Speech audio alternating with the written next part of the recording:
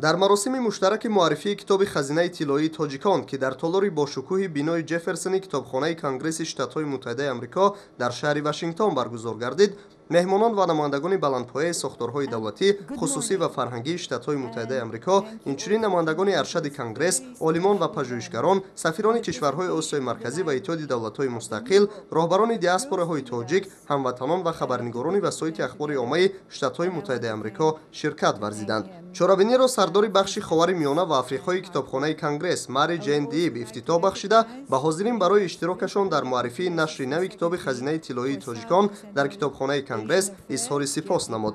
معاون کتابخانه کنگره شتات‌های متحده آمریکا رابرتا شفر ضمن سخنرانیش اظهار خوشنودی نمود که جشن معرفی این کتاب نادر در کتابخانه کنگره شتات‌های متحده آمریکا برگزار می‌گردد. به اندیشه او برگزاری چنین چرابینی‌ها امکانیت می‌دهد که همکاری با کشور تاجیکستان تحکیم یابد. جفری پایت، معاون یاور کاتب دولتی شتات‌های متحده آمریکا، در معروضه‌اش قید کرد که برای من باعث افتخار است که در چهاربینی معرفی کتاب مذکور در کتابخانه کنگره شرکت می‌ورزم. کتاب مذکور تاریخ بزرگ منطقه را انعکاس نموده تاکید می‌کند که راه ابریشم برای ما مفهوم نو نیست. تشبث راه نو ابریشم که از جانب ما 3 سال قبل معرفی گردید از این عنعنه تاریخی سرچشمه می‌گیرد.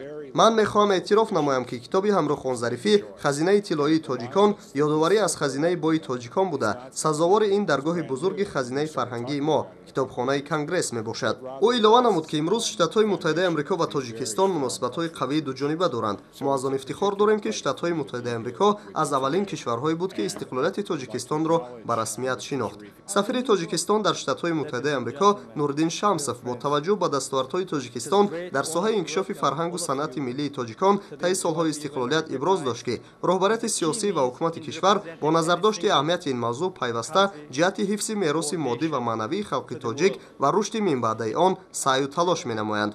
پرزیدنت جمهوری تاجیکستان امامعلی رحمان ضمن پیام خود به پارلمان کشور مقام و جایگاه عنعنوی صنعت و فرهنگ را میان تاجیکان بلند ارزیابی نموده نقش آن را در رشد حیات اجتماعی مردم و تشکل معنویات ملی مهم بها داده است.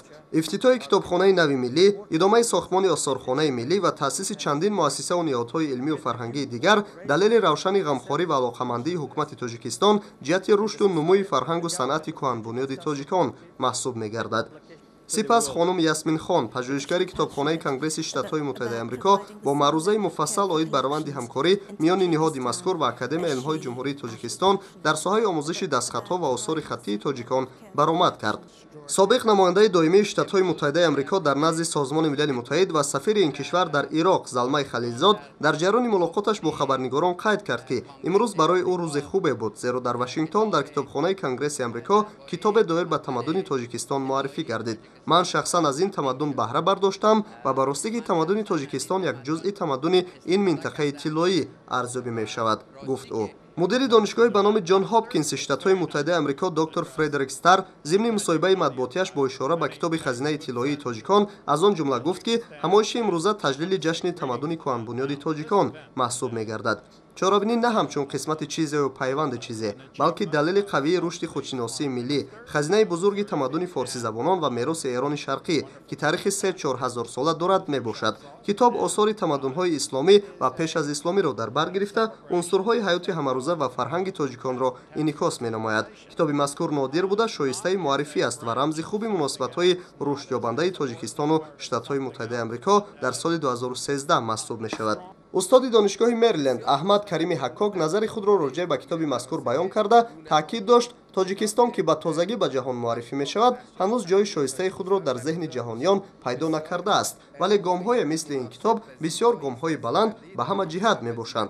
سفیر و بنیادگذار سازمان Open World Leadership Center عاکف ابراز داشت کتابی که جناب ظریفی وزیر کارهای خارجی تالیف نمودند فوق‌العاده می باشد. یکی از موضوعهای مهمی که کتاب انعکاس می نماید این تاثیر فرهنگ بزرگ تاجیکان در منطقه می باشد.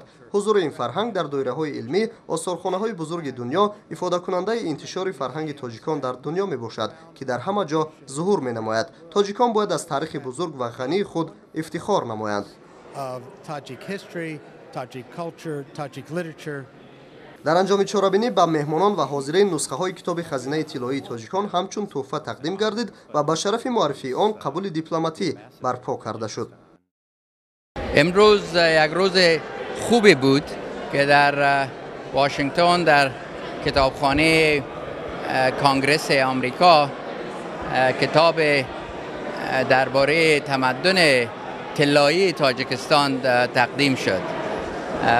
من شخصا از این تمدن استفاده کردم و راستی که گذشته و تمدن تاجیکستان جز تمدن این منطقه طلایی هست. وقتی که اروپا در قرون وسطا بود، این منطقه مرکز تمدن کل دنیا بود، اما بدبختانه مردم دنیا از کلچر و از تاریخ این منطقه اطلاعی کافی ندارن و یک شانس است که توسط این کتاب مردم آمریکا و تمام کسایی که از این کتابخانه برای نوشتن و معلومات چیزهایی می نویسن استفاده کرده بتانند. من این روز را، این کتاب را تبریک میگم به جناب آقای وزیر خارجه تاجیکستان، به رئیس جمهور تاجیکستان، به مردم تاجیکستان و مردم کل منطقه که شریک این کلچر و این کلتور با هم هستند. بسیار خوشحالم که امروز در کتابخانه کنگره مراسم رونمایی کتاب واقعا اشیاء طلایی تاجیکستان برگزار میشه. بسیار موقعیت مناسب و زیبایی است و زیبنده تاجیکستان و زیبنده کتابخانه کنگره. به جناب ظریفی که این کتاب را پیش بردن در طول سالیان، ما دوستی نزدیک داریم با هم، خیلی تبریک میگم. به همه تاجیکان تبریک میگم. گام‌هایی مثل انتشار این کتاب بسیار گام‌های بلندی هستند به همین جهت و من به همه تاجیکان و به تاجیکستان عزیز تبریک میگم که این گونه میراث فرهنگیش داره پاسداری میشه.